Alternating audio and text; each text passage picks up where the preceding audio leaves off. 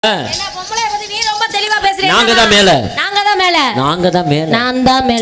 இருந்தா சோழி முடிஞ்சா சரி. ஆமா, இப்படியே சோழிய முடிச்சிட்டு நீ பொழந்துகிட்டு படுத்துருவ, நோகாம வந்தோனி பொழந்துகிட்டு படுத்துருவ, நாங்களே செஞ்சுட்டு இருப்போம். நீ படம் பார்த்த மாதிரி வெட்டு வெள்ளம் விட்டத்தை பார்த்துட்டு கிடக்க. முகர கரையை அடி சாப்பாடு போட்டுருவேன், புடிச்சு புல் பாயில் போட்டுருவேன், சுள்ள தள்ளி விட்டு போயிருவேன், புடிச்சு புட்டா வச்சுட்டு போயிருவேன், குத்து குத்து கூட வச்சுட்டு போயிருவேன், ஏறிக்கிட்டு மீச்சனா கொத்த நாரிக்கிட்டு செத்து போவ, கொட்டைக்கு மேல பையன் கோவிந்தா கோவிந்தா கோவிந்தா நட ஆரம்பிச்சிருவேன். நான் குடுக்குற குடுல உன் குடும்பமே குண்ணா குடிக்க அண்ணன் காவடி எடுக்கும் பாத்துக்க. அப்படியா? ஓங்கி தலையில அடிச்ச தலை வயித்துக்குள்ள போய் கடபடா கடபடா கடபடா கடபடா கடபடா.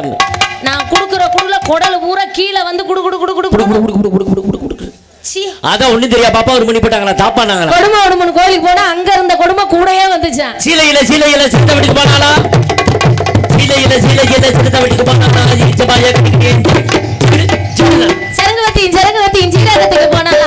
சரங்கவதி சரங்கவதி ஜீரகத்துக்கு போனா கொண்டே ஆட்டிக்கிட்டு அதுக்கு ஐயரு பேரு சுப்பு ஐஸ் கரை சப்பு. அட கடையில விக்குது சுப்பு எண்ணெய பிடிச்சு கொட்டாம்பட்டி கொடுத்து ஓங்கொப்பே விட்டு ஆத்துல ஓடுது கெழுத்தி ஆத்துல ஓடுது கெழுத்தி.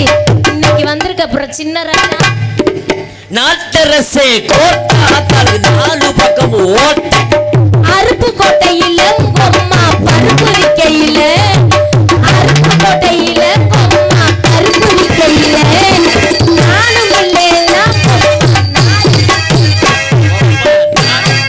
நானும் நாலு மூணு ஏழு நீ நியாயத்தை கேளு. தரையில ஓடுது பாம்பு தலையில போடல சாம்பு.